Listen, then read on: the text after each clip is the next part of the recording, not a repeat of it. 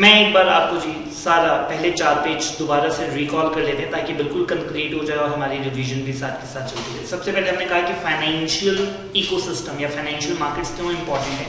तो ये जो है सेविंग्स को मोबिलाइज करती हैं, प्रोविजन जिसको पैसे चाहिए उनको देते हैं, फाइनेंशियल ट्रांजेक्शन ट्रांसफर वगैरह अगर किसी को करना है, डेवलपिंग द फाइनेंशियल मार्केट्स, और एडवाइजरी सर्विसेज भी ये आपको देते हैं। फिर हमने कहा कि इसका जो सबसे बड़ा सेक्टर है that is the banking sector, जिसको हमने 4 पार्ट्स में डिवाइड किया, commercial bank, small finance bank, payment banks and the cooperative banks. Commercial banks में फर्दर 4 टाइप्स थी।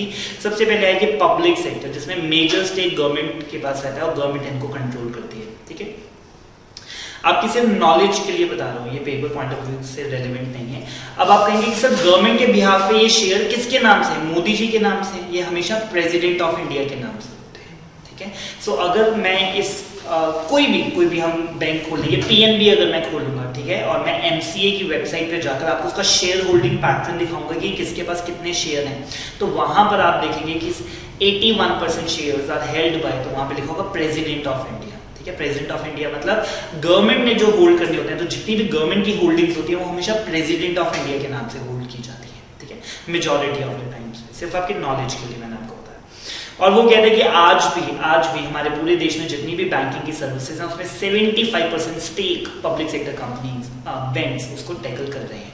प्राइवेट सेक्टर बैंक्स अभी भी बहुत पीछे हैं, लेकिन इनके ऊपर रूल्स बिल्कुल वैसे ही लगते हैं जी जैसे कि पब्लिक सेक्टर के ऊपर लगते हैं। फॉरेन बैंक जिसका हेड ऑफिस इंडिया के बाहर कहीं पर है और वो इंडिया के अंदर कोई प्राइवेट एंटिटी के तौर पे काम करना चाहता है, लेकिन इसको आरबीआई से परमिशन और सारे रूल्स फॉलो करने पड़ेंगे। इंडिया के तो करने ही पड़ेंगे, अपने देश के भी करने पड़ेंगे। आरआरबीज जो कि रीजनल रूरल, और मैंने आपको बताया कि वीकर सेक्शन को, ठीक है, जैसे कि एग्रीकल्चर फार्मर्स हो गए, मार्जिनल लेबर्स हो गए, फार्मर्स हो गए, तो स्मॉल एंटरप्राइजेस, ये उनको फंडिंग देते हैं। और रूरल और सेमी अर्बन एरियाज में गवर्नमेंट के ऑपरेशंस में भी असेस करते हैं, जैसे मनरेगा को वेजेस देनी है, किसी को पेंशन वगैरह देनी है, तो गवर्नमेंट के बिहाफ पे मतलब गवर्नमेंट इनको पैसा दे देती है या आगे डिसबर्समेंट में गवर्नमेंट की हेल्प कर देते हैं। और para banking facilities, debit card, credit card, locker facility तो देते ही है। फिर हमारे पास आया जी स्मॉल फाइनेंस बैंक, तो हमने कहा कि नीश बैंकिंग सेगमेंट है जो कि कोई भी बैंक कवर नहीं करता, उनको ये कवर अप करते हैं। Micro finance, micro industry, small marginal farmers, unorganise sectors को ये देते हैं। और सेक्शन 22 में इनको रजिस्टर किया जाता है और आरबीआई इनको भी सुपरवाइज करता है। पेमेंट बैंक जो कि रिसेंट कॉन्सेप्ट है, टॉप 6 पेमेंट बैंक्स भी मैंने आपको बता दिए। जो इसके अंदर मेन आया कि ये पैसे ले तो सकते हैं लेकिन पैसा लेंडिंग नहीं कर सकते, क्रेडिट कार्ड नहीं दे सकते, और ज्यादा से ज्यादा इसमें 1 लाख रुपए तक आप डिपॉजिट करवा सकते हैं। फिर आई थी कोऑपरेटिव बैंक, जिसमें 2 कैटेगरीज आई। अर्बन कोऑपरेटिव बैंक जो कि अर्बन एरियाज के अंदर छोटे लेवल के लोन्स को डिफ्यूज करने के लिए हमने बनाया, अर्बन और सेमी अर्बन। और स्टेट कोऑपरेटिव बैंक जो कि है तो सेंट्रली ओन्ड, लेकिन पर्टिकुलर स्टेट के अंदर अगर आप बैंकिंग को प्रमोट करना चाहते हैं उसके लिए उस पर्पज से बनाए जाते हैं। फिर हमने कहा कि सर इंडिया के अंदर जो इंडियन बैंकिंग सेक्टर है उसकी मेजर डेवलपमेंट्स के बारे में हमें थोड़ा सा बताएं। It is a bit of history, ठीक है, थोड़ा सा हिस्ट्री के बारे में बता रहे हैं। 1921 में ये एक क्लोज्ड मार्केट है, ठीक है। उसके बाद state owned imperial Bank of India was the only bank existed, ठीक है जी, तब सिर्फ एक ही बैंक एग्जिस्ट करता था। और close market it's not open for anyone, ठीक है। तो अंग्रेजों ने एक बैंक बनाया जी, that is Imperial Bank of India, जो बाद में एसबीआई बन जाएगा, ठीक है, मैं अभी आपको बताऊंगा। So SBI is that old. RBI 1935 में बना, एसबीआई उससे भी पहले है, ठीक है। सो 1921 से जी इंपीरियल बैंक है। 1935 में वो कहता है RBI was established as a central bank of country, ठीक है, जैसे यूएस में फेडरल बैंक है, ठीक है, और इंडिया में RBI. Quasi central banking rule imperial bank came to an end, तो वो कहते हैं कि जितना भी हम सेंट्रल बैंकिंग का, ठीक है, गवर्नमेंट के बिहाफ पे जो बैंकिंग का काम पहले इंपीरियल बैंक करता था वो अब खत्म हो गया, और वो हमने किसको 1935 में सारा काम किसको दे दिया, आरबीआई को। फिर वो कहते हैं कि इंपीरियल बैंक थोड़ा सा बढ़ा जी, उसके बाद 36 से लेकर 55 तक 480 ब्रांचेस हो गई।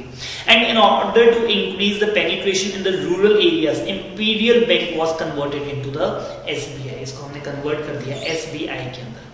1956 से लेकर 2000 तक वो कहते हैं कि 14 लार्ज कॉमर्शियल बैंक्स को नेशनलाइज किया गया। ये डेट बहुत इंपॉर्टेंट है, आगे जाकर इसके ऊपर दोबारा से आएगा जी। 1969 के अंदर गवर्नमेंट ने क्या किया जी, जो भी इंडिया के अंदर टॉप मोस्ट सबसे बड़े बैंक्स थे, ठीक है, 14 बैंक्स, उनको कंपल्सरीली नेशनलाइज और पब्लिक सेक्टर में कर दिया गया। मतलब जिसके पास भी उसके शेयर थे, कंपल्सरीली गवर्नमेंट ने कहा कि ये शेयर आपको हमें देने पड़ेंगे। बैंकिंग सेक्टर एक ऐसा सेक्टर है जो कि हम प्राइवेट को अभी अलाउ नहीं कर सकते। इंडिया बड़ा स्ट्रगलिंग फेज में था जी उस first 50 years after the independence, और उन्होंने क्या किया कि सारे बैंक्स हम चलाएंगे, ठीक है, और गवर्नमेंट ने उनको उनके शेयर्स के जो भी रेट थे वो उस हिसाब से पेमेंट किया और कहा कि आप कोई और काम कर लीजिए, आप बैंक चला रहे थे अभी तक, अब से यहाँ से बैंक हम चलाएंगे। सो नेशनलाइज किया गया जी 14 लार्ज कॉमर्शियल बैंक्स को 1969 में और 6 और बैंक्स को 1980 के अंदर। और फिर वो कहते हैं कि जी फिर प्राइवेट प्लेयर्स, बड़े बैंक्स आने लगे, जैसे कि ICICI इंटेंसिफाइड द कंपटीशन, ठीक है जी, फिर उसने आकर टक्कर दी इन पब्लिक सेक्टर बैंक्स को। ग्रेजुअल टेक्नोलॉजी अपग्रेडेशन, ठीक है जी, और टेक्नोलॉजी तो आपको पता ही है, बैंकिंग तो टेक्नोलॉजी की वजह से सस्ती हुई है जी ओवर द टाइम। आज अगर आपको ड्राफ्ट बनाना हो, RTGS नेफ्ट करना हो, ठीक है, तो अब मैं बैंक में अकाउंट खुलवाने जाता हूँ ना, तो वो कहता है कि सर महीने में आप जितनी भी नेफ्ट करेंगे फ्री ऑफ कॉस्ट, पहले इसके 50 रुपीज या 80 रुपीज लगते थे और 2 लाख के ऊपर वो कहता 200 रुपए लगेंगे, कुछ इस तरह से अमाउंट्स हुआ करते थे। लेकिन अब तो टेक्नोलॉजी की हेल्प से बैंकिंग, टेलीकॉम सस्ता हुआ जी, ठीक है। फिर वो कहता है 2003 में कोटक महिंद्रा फाइनेंस लिमिटेड, वो कहता है पहला NBFC, मैं अभी आगे जाकर इस चैप्टर में पढ़ाऊंगा, NBFC non banking financial company, ठीक है, नॉन बैंकिंग, ये सिमिलर टू बैंकिंग ही होती है, लेकिन इनमें कुछ रिस्ट्रिक्शंस होती हैं कि पब्लिक से डिपॉजिट्स नहीं ले सकते और मेनी अदर, ठीक है। सो कहते हैं ये पहली NBFC हमारे देश की थी जो कि कन्वर्ट हो गई एक बैंक के अंदर। तो कोटक महिंद्रा बैंक अब आपने देखा जी, तो वो कहते हैं कि स्टार्टिंग में पहले NBFC था, 2003 के अंदर Kotak Mahindra finance limited was the first NBFC of our country which was converted into a bank, जिसको बैंक का लाइसेंस मिल गया। और फिर वो कहता है कि जी 2009 के अंदर गवर्नमेंट ने BCTTB हटा दिया, that is the banking cash transaction tax भी हटा दिया, जो कि 2005 में लाया गया था। ये ना थोड़े सा फ्यूचरिस्टिक कॉन्सेप्ट के साथ 2005 में लाया गया था, इसके बारे में भी आपको बताता हूँ। कुछ लोग कहते हैं कि जी इंडिया में ना हमें सारे टैक्सेस ही हटा देते हैं, ठीक है, कितने भर भर के, कभी GST लगता है, कभी इनकम टैक्स लगता है, और कितने सारे टैक्सेस हम इंडिया के अंदर पे करते हैं। तो द कॉन्सेप्ट वाज, जब ये BCTT, इसको BTT कहते थे बेसिकली, बैंकिंग ट्रांजैक्शन टैक्स, तो वो कहते हैं कि जी BTT जब आया था वो इस इंटेंशन से आया था कि हम ना कैशलेस इकोनॉमी कर देंगे, ठीक है, और आज के टाइम में आप देखते हैं कि जी हम शिफ्ट हो रहे हैं, एवरीवन आज के टाइम में ऑनलाइन ट्रांजैक्शंस कर रहे हैं, ठीक है, और आज से 5 साल पहले या 10 साल पहले इतने हम ऑनलाइन पेमेंट्स नहीं करते थे। आज कुछ भी होता है, घर में गैस सिलेंडर भी आना होता है, तो वो भी कहते हैं सर आप पेटीएम कर दो और उससे पेमेंट आप कर दो मेरे को, ठीक है।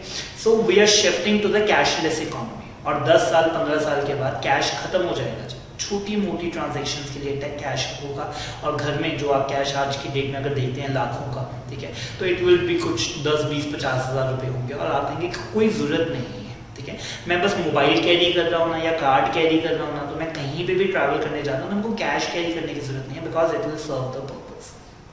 तो इमेजिन करो अगर सारे लोगों का पैसा सिर्फ और सिर्फ बैंक में ही पड़ा है, ठीक है, और कैश का कोई कॉन्सेप्ट है ही नहीं, ठीक है, और BTT हमने कहा था कि जो कैश में जितनी ट्रांजैक्शन करेगा उस पर हम 1%, 1.5% का टैक्स लगा देंगे, ठीक है, कोई इनकम टैक्स नहीं, कोई GST नहीं, ठीक है। अब जो बड़ा बंदा है जी वो बड़ी ट्रांजैक्शन करेगा, वो 2 करोड़ की गाड़ी लेकर आएगा जी, तो लेकिन पे कहां से करेगा, बैंक से ही पे करेगा, ठीक है, और अगर जब वो रिसीव करेगा तो भी कहां पे रिसीव करेगा, बैंक में ही करेगा। तो हमने कहा था कि जी BTT लगा देंगे, सारे टैक्सेस इंडिया से खत्म कर दिए जाएंगे, ठीक है, बट ये अभी इतना सक्सेसफुल हुआ नहीं जी, क्योंकि बैंकिंग ट्रांजैक्शन अभी भी ना कैश में बहुत ज्यादा ट्रांजैक्शन होती है, लोग 2 नंबर में माल बेच देते हैं, कैश में ले लेते हैं। प्रॉपर्टी की इतनी पेमेंट्स लोग कैश में कर देते हैं, 2 करोड़ की प्रॉपर्टी लेते हैं, चेक से सिर्फ 20 लाख रुपया देंगे, बाकी 1 करोड़ 80 लाख रुपए उसके घर पे कैश के अंदर देकर आ जाएंगे। सो वो कहते हैं कि जी ये हमने 2005 में लेकर तो आए थे, लेकिन बाद में हमने रिमूव कर दिया। फिर वो कहते हैं कि बजट 2019-20 में जो प्रोविजन की कवरेज थी of the banks, it reached the highest in the 7 years, ठीक है जी, जो provisions banks create करते हैं for the NPAs and the many other, so it was the highest, ठीक है। और as per the RBI, as on the November 30, 2018, India recorded the foreign exchange reserve, तो India के पास कितने रिजर्व हैं जी US के, $393.72 billion, very good। As of May 29, 2019, there are 20 public sector banks or 22 private sector banks, 44 foreign banks, 56 regional rural banks, 1542 urban cooperative banks, 94,384 rural cooperative banks. ठीक है. However, after the mergers, ठीक है, आपको पता है जी पीछे SBI ने भी merger किया और अभी हम कवर करेंगे के भी. Yes, we will be covering all those merger. मैं आज की क्लास में आपको पढ़ाऊंगा.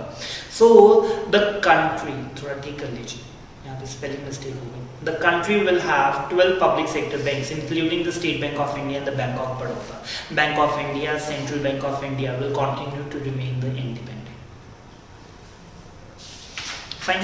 सो बैंकिंग सेक्टर हमने कहा कि सर फाइनेंशियल मार्केट्स में जो सबसे बड़ा सेक्टर था that is the banking sector, वो हमने कर लिया. अब second biggest is mutual funds. हम म्यूचुअल फंड्स के बारे में पढ़ेंगे. Everyone knows the mutual funds. ठीक है. म्यूचुअल फंड इज कि जी मेरे पास बहुत ज्यादा बड़ी सेविंग्स नहीं है और मैं खुद अपना दिमाग जो है वो शेयर मार्केट या इन्वेस्टमेंट्स में नहीं लगाना चाहता या लगा नहीं सकता. ठीक है. इधर वे या फिर तो मेरे पास टाइम नहीं है या फिर मेरे पास बैकग्राउंड या नॉलेज नहीं है. लेट अस से आई एम अ डॉक्टर. ठीक है. तो मेरे को नहीं बैलेंस शीट समझ में आती, मेरे को debit credit assets current assets नहीं ये टर्मिनोलॉजी समझ में आती, बट पैसे है मेरे पास. ठीक है. और मैं इतना भी नहीं कमाता कि मैं अपने लिए एक पर्सनल पोर्टफोलियो मैनेजर अपॉइंट कर लूं. ठीक है. कि एक MBA ग्रेजुएट को मैं कहूं कि जी आपको साल का 20 लाख रुपया मैं पे करूंगा, आप मेरा फंड मैनेज करो. देखो अगर तो मेरे पास है 20 करोड़ रुपया, फिर तो मैं 20 लाख रुपया उसको पे करना अफोर्ड कर सकता हूँ. कि मेरे को 10% भी कमा के देगा तो 2 करोड़ इसने कमा दिया, मेरे को 20 लाख इसको ले भी गया तो भी मेरे पास 1 करोड़ 80 बचेगा. बट अगर मेरा फंड ही 10 लाख रुपया है तो मैं 20 लाख रुपए की सैलरी वाला एक अच्छा पोर्टफोलियो मैनेजर नहीं रिक्रूट कर सकता. तो हम क्या करते हैं, हम सारे, किसी ने लाख रुपया दिया, किसी ने 5 लाख दिया, किसी ने 10 लाख रुपया दिया, हम सारे वो पैसा म्यूचुअल फंड के अंदर इन्वेस्ट करते हैं. म्यूचुअल फंड के पास पैसा इकट्ठा हो जाता है लेट से 500 करोड़. ठीक है. तो वो तो बेस्ट से बेस्ट पोर्टफोलियो मैनेजर को रख सकते हैं और उनको कहेंगे कि अब आपने ये 500 करोड़ का फंड मैनेज करना है. तो वो उस 500 करोड़ को इन्वेस्ट करता है और वो पैसा ऊपर भी जा सकता है और पैसा नीचे भी जा सकता है. इसलिए आप म्यूचुअल फंड की ऐड देखते हैं तो वो कहते हैं कि mutual funds are subject to the market risk, please read the documents carefully before investing. ठीक है.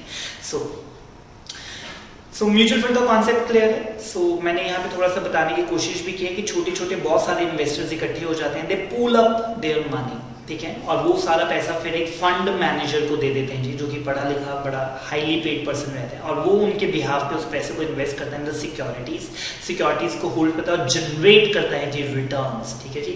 रिटर्न्स कैसे मिल सकती है उन सिक्योरिटीज के ऊपर, या फिर तो डिविडेंड आएगा या कैपिटल गेन आएगा. और अगर वो कैपिटल गेन समझते हैं ना कि मैंने 100 का खरीदा 150 का बेच दिया तो मेरे को 50 रुपए का कैपिटल गेन.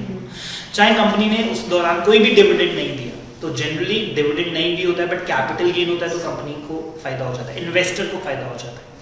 और अगर वो बॉन्ड्स हैं, FD है तो उसके ऊपर इंटरेस्ट इनकम आ जाती है. और फिर जब ये रिटर्न्स हम कमा लेते हैं तो ये रिटर्न्स हम वापस इन्वेस्टर्स को दे देते हैं, लेकिन उसमें से अपने खर्चे वगैरह माइनस कर लेते हैं, अपनी सैलरीज, ऑफिस के खर्चे और वो सब हम उसमें से माइनस कर लेते हैं. सो इंडिया के अंदर जो फेजेस हैं जी उसके बारे में पढ़ लेते हैं. सबसे पहला जो इंडिया का म्यूचुअल फंड था जी दैट वाज द UTI. ठीक है. The mutual fund industry in India started in the 1963 with the formation of UTI in the 1963 by an act of parliament. इससे पता लगता है कि ये एक स्टैट्यूटरी एंटिटी है. किसी को ये टर्म पता हो ये क्या होता है स्टैट्यूटरी एंटिटी? जिसका अलग से अपना खुद का एक्ट हो.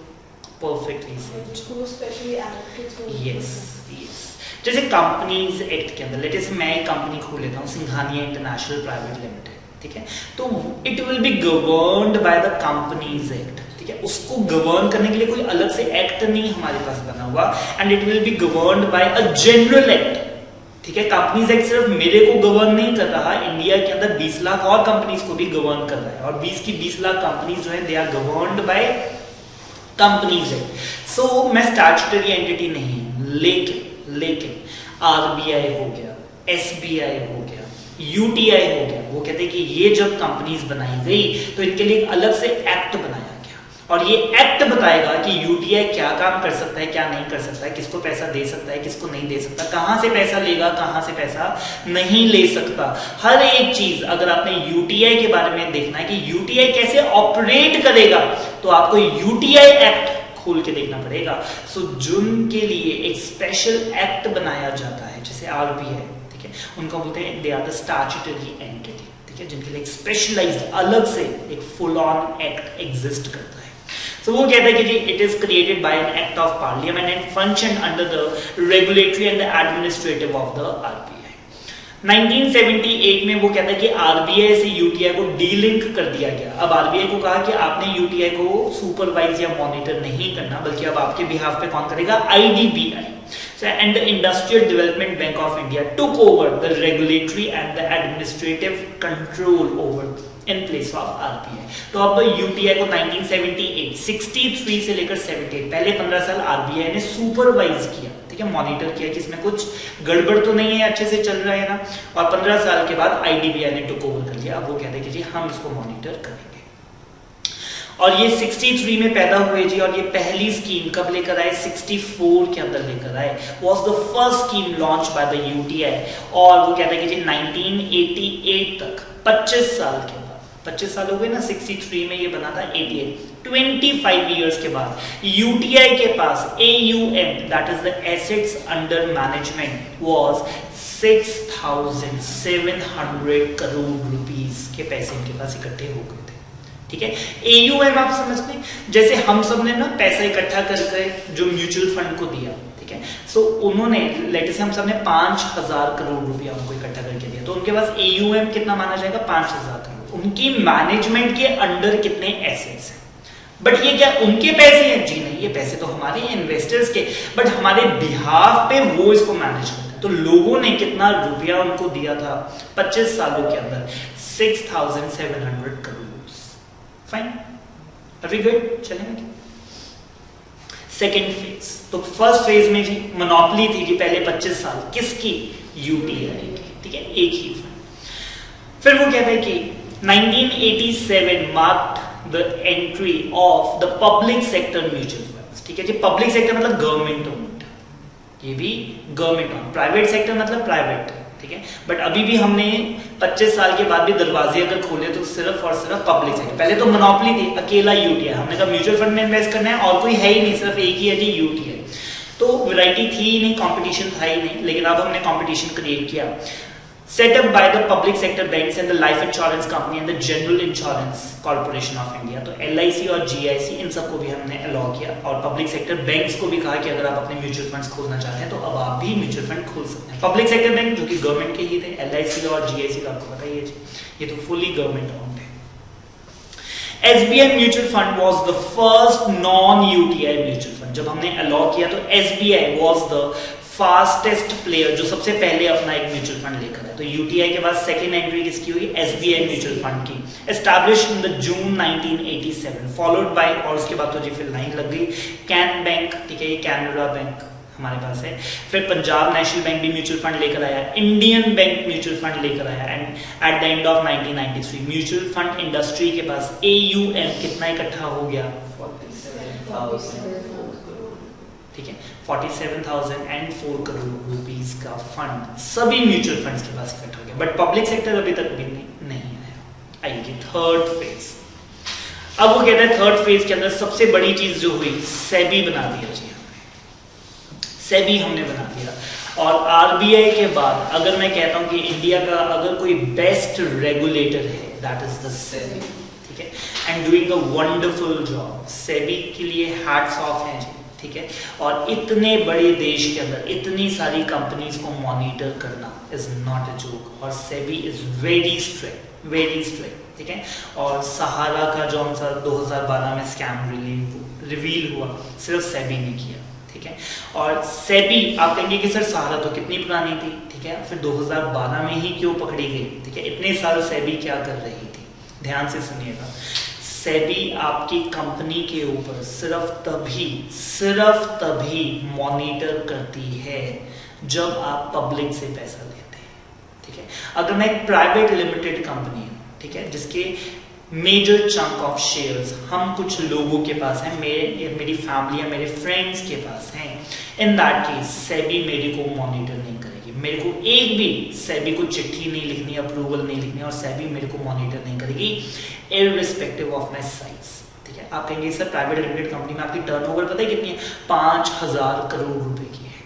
सेबी और मेरा कोई लेना देना नहीं है जब तक मैं आईपीओ नहीं लेकर आता, इनिशियल पब्लिक ऑफर, जिसमें मैं पब्लिक को कहता हूं कि आप मेरे शेयर्स ले लो और अपना पैसा मुझे दे दो। जिस दिन मैंने पब्लिक से पैसा मांग लिया ना, उस दिन सेबी कहेगी कि सर अब आप मेरे पास आ जाओ।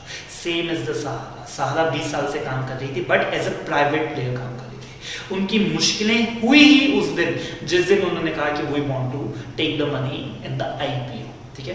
तब सेबी ने जब उनको खोदना शुरू किया, चेकिंग शुरू की, तब उनको पता लगा कि जी ये तो बोगस कंपनी है जी, ये तो सिर्फ टोपी घुमा रहे हैं, एक से पैसा लेते हैं दूसरे को दे देते हैं, ठीक है। अल्टीमेटली इनका कोई रियल बिजनेस है ही नहीं। सहारा ना पैसे लेती थी छोटे गरीब लोगों से, बहुत गरीब लोगों से, और उनको कहते थे 3 साल में डबल करके देंगे आपको, ठीक है। तो 1,000 लोगों से लिए इस साल, अब 3 साल बाद उनको डबल करके देने हैं। 3 सालों बाद, ठीक है, उनके पास 10,000 लोग आ जाते थे, तो 10,000 में से 3,000 के पैसे उसको दे दिए, ठीक है। और फिर 5 साल बाद, जब 3 साल बाद दोबारा रीपे करने होते थे, तब उनके पास 1 लाख लोग जुड़ गए, ठीक है। अल्टीमेटली मैंने कहा ना, सिर्फ टोपी घुमा रहे थे, इसका पैसा उसको दे देते। ऐसा नहीं था कि वो रीपे नहीं कर रहे थे, वो रीपे कर रहे थे, लेकिन वो सिर्फ तब तक कर रहे थे जब तक और लोग मल्टीप्लाई होकर जुड़ते जा रहे थे, ठीक है। बट जैसे ही सेबी ने न्यूज में डाला कि जी ये तो एक स्कैम कंपनी है, ठीक है, तो लोग जुड़ने बंद हो गए, और बल्कि जो जुड़े हुए थे उन्होंने कहा कि जी हमारा पैसा वापस करो, ठीक है। और कितना पैसा था जी सहारा के स्कैम के अंदर, सिर्फ 20,000 करोड़ रुपए का स्कैम, ठीक है। एंड मैं ट्रस्ट में सारा गरीब लोगों का पैसा, ठीक है, मतलब मिडिल क्लास और टॉप क्लास कोई बंदा इस स्कैम में नहीं आ रहा था, ठीक है, कि 3 साल में पैसे डबल हो रहे हैं, जबकि बैंक तो 9 साल लेता है जी पैसे डबल करने में एफडी के अंदर, ठीक है। सो ऊपर से दे वर वेरी क्लेवर, ठीक है। और वो क्या करते थे, मतलब सहारा वाले 3 साल के बाद कहते थे कि अब अगर आप री इन्वेस्ट कर दोगे, अब 3 साल बाद आपको डबल पैसे देने हैं, बट अगर आप कहते हो मेरे को मेरे पैसे नहीं चाहिए, मैं री इन्वेस्ट करना चाहता हूं, तो अब 3 साल में डबल नहीं 3 गुना करके देंगे, ठीक है। और लालच देते थे, तो बंदा पैसा विड्रॉ ही नहीं करता था, वो कहते चलो और कर दो, और उसके बाद जब 3 साल हो गए, अब तो उसको कहते थे और 3 साल इन्वेस्ट करो, 5 गुना करके देंगे, ठीक है। सो अल्टीमेटली पैसा विड्रॉ ही नहीं करने देते थे, लालच पे लालच पे लालच, ठीक है। और पैसा उनके पास ग्रो होता जाता है। सुब्रतो रॉय जॉनसन है जी, he is in the jail right now, ठीक है, जो उनके फाउंडर है। सो बट अदरवाइज जो एक सीएस काम करता है हमेशा सेबी के अंदर करता है, ठीक है। और MCA, ministry of corporate affairs, ये 2 हैं जी जिनको आप अकाउंटेबल। अगर आप एक ऐसी कंपनी में काम करते हैं जिसने पब्लिक से पैसा ले रखा है, then you are under SEBI, ठीक है। बट अगर आप एक ऐसी कंपनी में काम करते हैं जिसने पब्लिक से कोई पैसा नहीं ले रखा, आप कहते हैं सर सारा पैसा हमारा है या बैंक का है, बैंक पब्लिक नहीं है, ठीक है, bank is not the public. So अगर आपने बैंक से पैसा भी ले रखा है तो आप सेबी को कोई भी रिपोर्टिंग नहीं करेंगे, ठीक है। बट म्यूचुअल फंड तो पैसा लेते ही किससे थे, पब्लिक से, ठीक है। सो ये तो डे 1 से ही, हर एक म्यूचुअल फंड डे 1 से ही सेबी के अंदर आता है। The Indian securities market gained a greater importance with the establishment of the SEBI in the April 1992 to protect the interest of the investors in the securities market and to promote the development of and to regulate the securities market. In the year 1993, the first set of SEBI mutual fund regulations, SEBI regulations issue करता है और mutual fund के ऊपर ही अपनी regulations लेकर आए, ठीक है।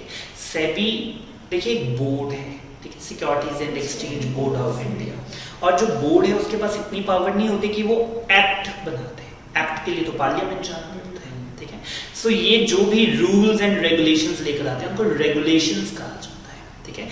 सेबी जितनी भी रेगुलेशंस, और सेबी सिर्फ म्यूचुअल फंड की नहीं लेकर आया, सेबी तो 25-30 और रेगुलेशंस भी लेकर आ चुका है, ठीक है। बट अभी क्योंकि हम म्यूचुअल फंड का पढ़ रहे हैं तो वो कहते हैं कि 1993 के अंदर फर्स्ट सेट ऑफ सेबी की रेगुलेशंस आई म्यूचुअल फंड के रिगार्डिंग, कि म्यूचुअल फंड कंपनीज क्या कर सकती हैं और क्या नहीं कर सकती, उनको कौन कौन से डिस्क्लोजर्स करने पड़ेंगे, अखबार में क्या क्या बताना पड़ेगा, ये सारी चीजें। And these regulations are this much strict and they emphasized on one thing, that there should be a clean transparency, ठीक है। और मैं आपको बताता हूँ हाउ डू आई, जैसे मैं शेयर्स में इन्वेस्ट करता हूँ तो बहुत बार मैं कैसे इन्वेस्ट करता हूँ। देखिए मैं किसी एक अच्छे म्यूचुअल फंड को फॉलो करता हूँ, ठीक है। एक म्यूचुअल फंड के अंदर 5,000 करोड़ रुपया है और वहां पे टॉप मोस्ट ब्रेन और स्टॉक इन्वेस्टमेंट वाले ब्रेन्स बैठे हैं जो कि मार्केट को बहुत अच्छे से मॉनिटर करते हैं और वो कितना पैसा इन्वेस्ट कर रहे हैं, लेट से 500 करोड़, 1000 करोड़, ठीक है। मैंने कितना इन्वेस्ट करना है, 5 लाख, 10 लाख, ठीक है, छोटे हैं बंदे। सो इन दैट केस मैं तो उतना दिमाग नहीं लगा सकता बिकॉज मैं कुछ और काम भी कर रहा हूँ, लेकिन वहां पे जो 500 करोड़ रुपया इन्वेस्ट करता है वो तो दिन रात, ठीक है, एक ग्रुप ऑफ पीपल सिर्फ एक कंपनी को एनालाइज कर रहे हैं कि इस कंपनी में पैसा लगाना चाहिए कि नहीं लगाना चाहिए। एंड व्हेन दे डिसाइडेड कि उन्होंने 500 करोड़ रुपया लेटर से रिलायंस इंडस्ट्रीज में लगाया, ठीक है। सो और मैंने आपको बताया thanks to SEBI there is complete transparency, अखबार में आती है न्यूज, मनी कंट्रोल की वेबसाइट के ऊपर आती है न्यूज कि फला म्यूचुअल फंड ने 1000 करोड़ रुपया इस कंपनी में लगाया है, ठीक है। उनको डिस्क्लोजर करना ही पड़ता है, वो ये बात छुपा के नहीं रख सकते, ठीक है। और मैं क्या करता हूँ, वो इन्फॉर्मेशन को पैक करता हूँ, थोड़ा सा अपना दिमाग भी लगाता हूँ, अपनी R&D भी करता हूँ जितनी मेरे को समझ है, and then I also invest my 5 lakh और 10 लाख फंड इनटू दैट, ठीक है, which is very safe side. क्योंकि इतने बड़े लेवल पे जब कोई इन्वेस्ट कर रहा है किसी और का पैसा, तो उसने बड़ा दिमाग लगा के R&D करके होमवर्क करके ही किया होगा, so that can save me a good point of time. So तो वो कहता है इसमें सारे म्यूचुअल फंड्स आ गए एक्सेप्ट UTI, क्योंकि UTI ने तो कहा कि हम तो बॉस हैं, ठीक है जी, हमारा तो अपना एक्ट बना हुआ है, हमें तो IDBI देखता है, ठीक है। So we are not answerable to SBI। The erstwhile Kothari pioneer, जिसको अब फ्रैंकलिन टेम्पलेटन म्यूचुअल फंड कहा जाता है, वो कहता है ये फर्स्ट प्राइवेट सेक्टर का म्यूचुअल फंड था जो कि जुलाई 1993 के अंदर है। 1987 में मैंने आपको बताया पब्लिक सेक्टर बैंक्स आने शुरू हो गए थे, SBI आया, कैम बैंक आया, पंजाब नेशनल बैंक आया, LIC और GIC भी अपने म्यूचुअल फंड ले आए थे। लेकिन पहली बार वो कहता है कि जी फ्रैंकलिन टेम्पलेटन म्यूचुअल फंड जो है, this was the first private sector mutual fund जो कि 1993 में लॉन्च हुआ, and with the entry of the private sector a new era in the mutual fund industry was there and giving the Indian investor wider choice. अब choice ही या private players तो एक के बाद एक आते थे। द इनिशियल सेबी की जो म्यूचुअल फंड रेगुलेशन थी जो कि कब आई थी 1993 के अंदर, ऊपर सेकंड पैराग्राफ में। अब वो कहता है वो हमने रिप्लेस कर दिया, उन्होंने चेंज कर दिया जिसको 1996 में लिख रहा है और आज तक वही चल रही है, ठीक है। सो 1996 वाली जो म्यूचुअल फंड की रेगुलेशंस है आज भी वही चल रही है, उसमें अमेंडमेंट्स होती रहती हैं time to time, but regulation 1993 वाली कंप्लीटली रिप्लेस हो गई 1996 के अंदर और तब से वही चल रही है और इनका नाम भी SEBI mutual fund regulations 1996 which is as on date applicable. अब वो कहते हैं जनवरी 2003 के अंदर 33 म्यूचुअल फंड थे और उनका AUM 1,21,805 करोड़, ठीक है। और मैं आपको वैसे बता रहा हूँ म्यूचुअल फंड्स की इंडिया में जो इन्वेस्टमेंट है, ठीक है, ये ना GDP से कंपेयर करते हैं कि GDP के कितना परसेंटेज इन्वेस्टेड है। तो इंडिया की GDP मतलब मैं अगर आपको US या किसी UK का बताऊंगा तो वहां पे जो उनकी इन्वेस्टमेंट है वो 55% है और इंडिया की आज भी 11% है, ठीक है। I am just saying you कि अगर आपको ये फिगर बहुत बड़ी लग रही है, still a long way to go, ठीक है। तो म्यूचुअल फंड्स में आज भी हम बहुत पीछे हैं, ठीक है। एंड लोग बहुत स्कोप देखते हैं आज भी म्यूचुअल फंड, और अब तो आप देखते हैं म्यूचुअल फंड्स की कितनी ऐड आती है, IPL के अंदर हर दूसरी ऐड यही थी कि म्यूचुअल फंड सही है, ठीक है। सो कौन उसकी ऐड नहीं कर रहा, ठीक है। सारे cricketer, Sachin Tendulkar, everyone is promoting them. Fourth phase फरवरी 2003 से the repeal of the UTI का जो एक्ट था जी 1963 वाला, हमने वो खत्म कर दिया, ठीक है। अब हमने कहा सर नो मोर स्टैट्यूटरी एंटिटी, जब उसका एक्ट ही खत्म हो गया, एक्ट ही तो इसको स्पेशल बना रहा था, तभी तो मैंने कहा था कि ये स्टैट्यूटरी एंटिटी है। UTI की के अंदर 2 सेपरेट एंटिटीज हमने बना दी, एक का नाम रखा SUUTI that is specified undertaking of UTI और दूसरी UTI म्यूचुअल फंड। अब जो UTI म्यूचुअल फंड थी वो अल्टीमेटली अब सेबी के अंडर ही आ गया। क्यों? क्योंकि इसका एक्ट को आपने खत्म कर दिया, स्टैट्यूटरी एंटिटी, अब ये नॉर्मल एक कंपनी बन के रह गया। 2009 के अंदर वो कहता है ग्लोबल मेल्ट डाउन, किसी को पता है ये 2009 में जो मार्केट क्रैश हुई? No one knows, okay. 2008 के अंदर जो मार्केट थी, ठीक है, मैं बेसिकली आपको वैसे बता रहा हूँ, 2008 was the first year of my self as an investor into the market, ठीक है, 2008 के अंदर मैं मार्केट के अंदर एंटर हुआ, ठीक है, और हर रोज मार्केट ना ऐसे बढ़ती थी। मैं जब वो CNBC खोल के बैठता था तो उन्होंने हर रोज कहना कि लाइफ टाइम हाई, आज तक सेंसेक्स कभी 20,000 क्रॉस नहीं हुआ, हिस्ट्री में पहली बार, ठीक है।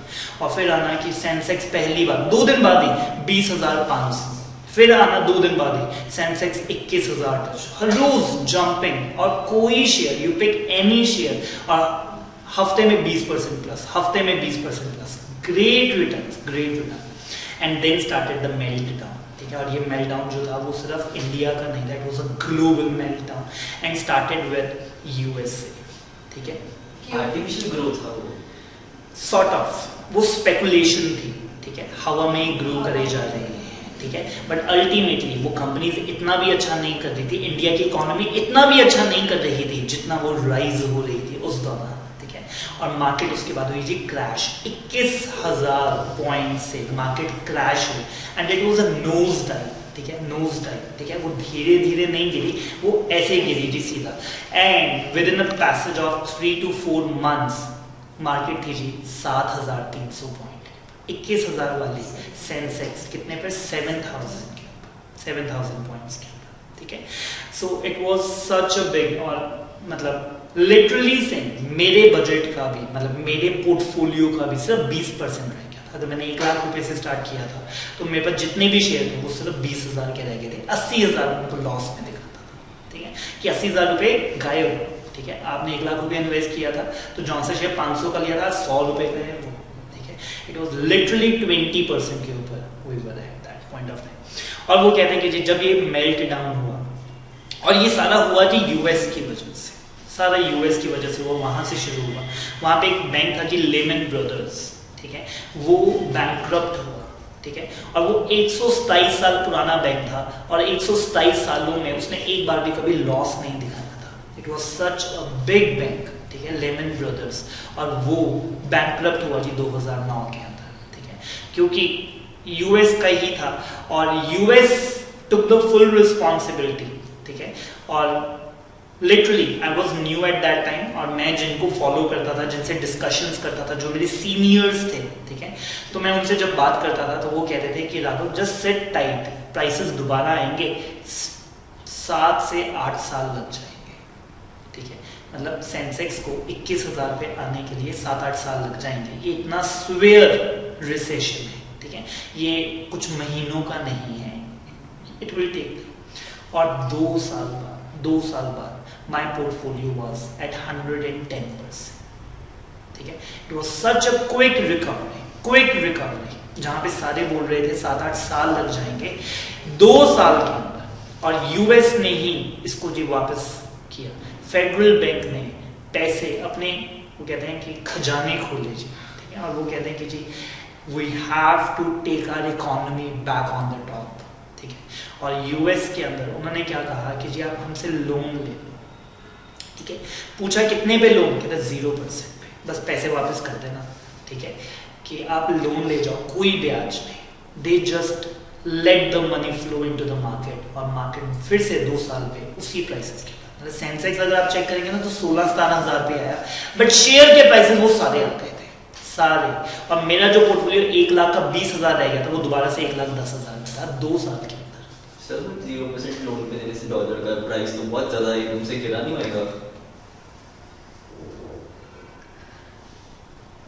आप कह रहे हैं कि 0% पे, क्योंकि हमने बहुत ज्यादा डॉलर मार्केट में इन्फ्यूज कर दिया, तो डॉलर का रेट बहुत ज्यादा गिरा होगा। I would like to answer this after the class, but इससे डॉलर का प्राइस शूट होना चाहिए, डिक्रीज नहीं होना चाहिए, ठीक है। That's why I am saying कि I will cater it after the class, because ये एक अलग से एक थियरम है, लॉजिक है, which I will give you, but not in the class, ठीक है। So I'll explain it to the later. But 0% करने से डॉलर शूट अप होगा जी, ठीक है, डॉलर शूट अप होगा। ओके, सो वो कहता है ग्लोबल मेल्टडाउन आया जी 2009 में। Securities market all over the world had been tanked, ठीक है, and it was so was the case in India, Most investors who had entered into the capital markets during the peak, जो 21,000 पे आए थे जी share market के अंदर, कहते हैं had lost their money and faith into the mutual fund products and it was shaken greatly, उनका जो विश्वास था। फिर वो कहता है कि जी एंट्री लोड भी सेबी ने अबॉलिश कर दिया। ये भी एक मेजर हिट था जी म्यूचुअल फंड्स के लिए। एंट्री लोड के बारे में आपको थोड़ा सा बताता हूँ। दो तरह के लोड्स होते हैं जी, एक एंट्री लोड और एक एग्जिट लोड। एंट्री लोड है कि अगर आप म्यूचुअल फंड में 100 रुपया इन्वेस्ट करेंगे तो 2% आपको चार्जेस लगेंगे और आगे इन्वेस्ट सिर्फ 98 रुपीज ही इन्वेस्ट किए जाएंगे। एंट्री लोड, एंट्री टिकट बोलते हैं उसको तरह से कि अगर आप एंटर होना चाहते हैं तो कुछ ना कुछ तो आपको देना पड़ेगा ना। सो इन दैट केस अगर आप 100 रुपया इन्वेस्ट करते हैं तो उसमें से एंट्री लोड 2% लग के 98 रुपीज ही आगे इन्वेस्ट किए जाते हैं। हमने कहा सर ये 2% कहाँ गया? तो बेसिकली जो सेल एजेंट थे जो मेरे को बैठे कन्विंस करते थे कि सर प्लीज ले लो म्यूचुअल फंड, ठीक है, तो उनको इसमें से कमीशंस मिलती थी, ठीक है। अब वन टाइम, ठीक है। और अब जब ये एंट्री लोड लगना बंद हो गया तो उनकी कमीशंस भी बंद हो गई। अब जब उनकी कमीशंस बंद होगी वो क्यों बेचेंगे उसको, ठीक है। सो वो कहता है फिर एंट्री लोड भी सेबी ने अबॉलिश कर दिया कि एंट्री लोड नहीं लेगा। आज के टाइम में सिर्फ एग्जिट लोड लगता है। जब आप बेचने लगते हो तब वो 0.5 या 0.3% आपसे एग्जिट चार्जेस लेते हैं। क्यों? क्योंकि वो शेयर्स मेरे कहीं पे इन्वेस्टेड हैं कि पैसा मेरा, अब वो शेयर्स को बेचेंगे, कोई टैक्स वगैरह लगेगा और वो सब पैसा बैंक में लाकर आपके बैंक तक देने में वो कहते हैं हमारी ट्रांजेक्शन कॉस्ट लगती है और बड़े नॉमिनल से हैं, ठीक है, 0.3 से 0.4 रहते हैं exit load charge. But entry load तो हट गया जो मेजर चार्ज था।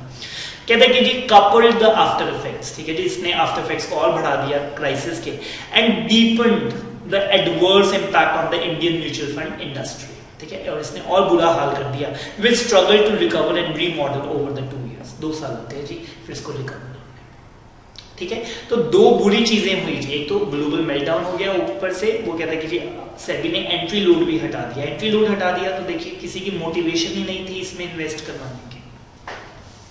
Fifth and the last current phase जो हमारा चल रहा है जी May 14 onwards, taking the cognizance of the lack of penetration of the mutual funds, especially since in the tier 2 and the tier 3 cities, ठीक है। वो कहता है जो टायर 1 मतलब जो हमारी मेट्रो सिटीज और टॉप मोस्ट सिटीज है वहां पे तो लोग अवेयर है, वहां के लोग तो पैसे इन्वेस्ट करते थे म्यूचुअल फंड के अंदर, लेकिन जो टायर 2 और टायर 3 लेवल की जो सिटीज थी वहां पे हमने देखा कि लोग म्यूचुअल फंड में इन्वेस्ट नहीं करते थे।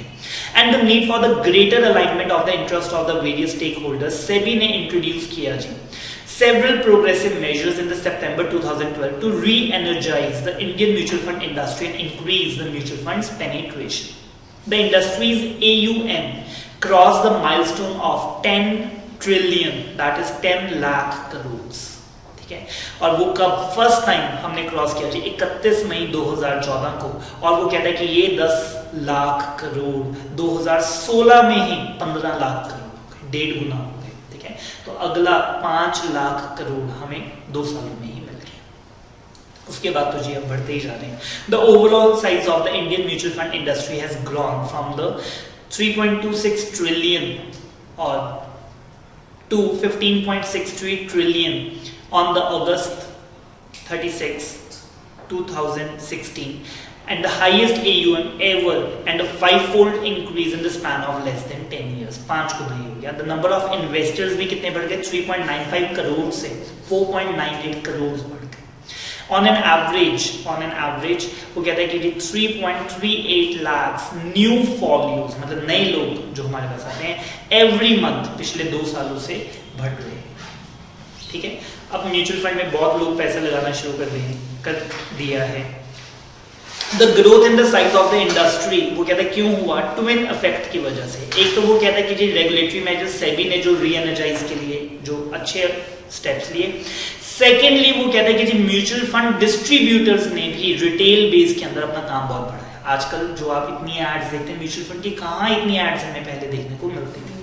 तो कहता है म्यूचुअल फंड डिस्ट्रीब्यूटर्स ने भी much needed last mile connect with the investor, particularly with the smaller towns. मैंने आपको बताया ना कि जो टायर 1 सिटीज थी उनमें तो बहुत अच्छा वॉल्यूम पहले भी था, लेकिन जो छोटे शहर थे वहां पर हम मार्केट को टैप नहीं कर रहे थे।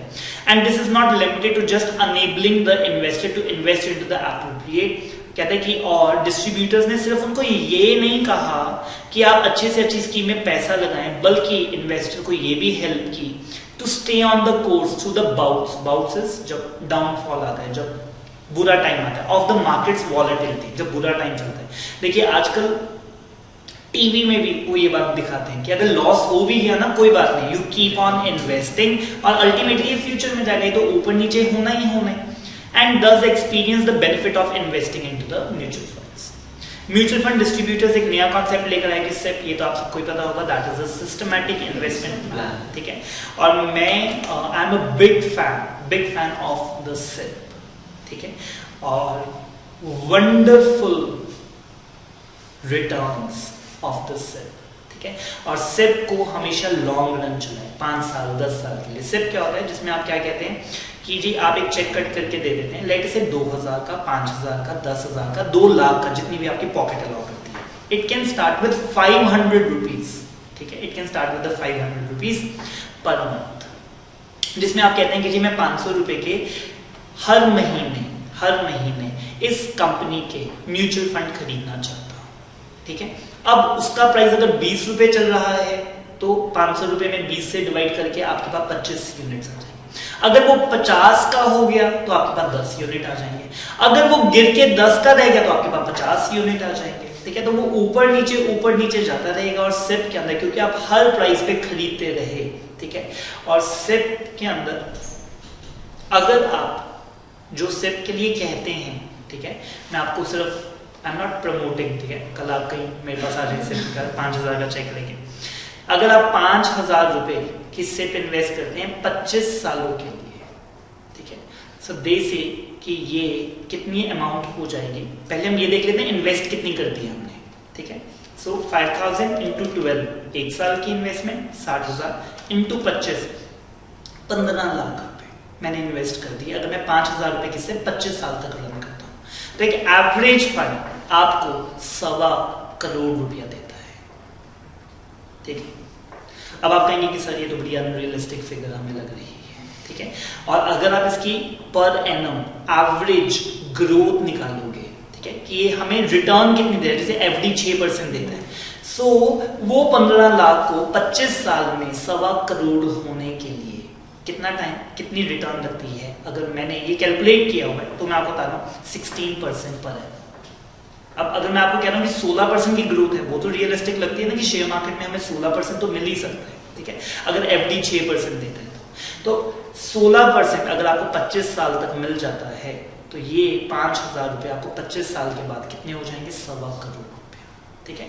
सो आई डू हाईली रिकमेंड कि जब कभी भी आप पैसा कमाना शुरू करें, when you have a good fund, start investing into this, ठीक है, because the magic is in the duration, ठीक है, नॉट इन द अमाउंट। आप कहेंगे सर आज तो हम सिर्फ 500 ही अफोर्ड कर सकते हैं, स्टार्ट विद 500, ठीक है, बट स्टार्ट एसएप, फाइन। तो वो कहता है कि जिस सिप ने भी बड़ा मेजर रोल पे किया, और वो कहता है in the April 2016 the number of SIP accounts 1 crore के मार्क को क्रॉस कर गए थे, और पर मंथ सिप के थ्रू कितना रुपया आता था, हर महीने 3500 करोड़ रुपया हर महीने इंडिया इन्वेस्ट कर रहा था, ठीक है। तो किसी ने 5000 की लगाई, किसी ने 10,000 की लगाई, बट सभी लोगों का इकट्ठे करते तो 3500 करोड़, एवरेज 35 वाली, क्योंकि 1 करोड़ लोग इन्वेस्ट कर रहे थे सिप में, और 3500 करोड़ रुपया हर महीने की इन्वेस्टमेंट म्यूचुअल फंड्स में आ रही है, फाइन।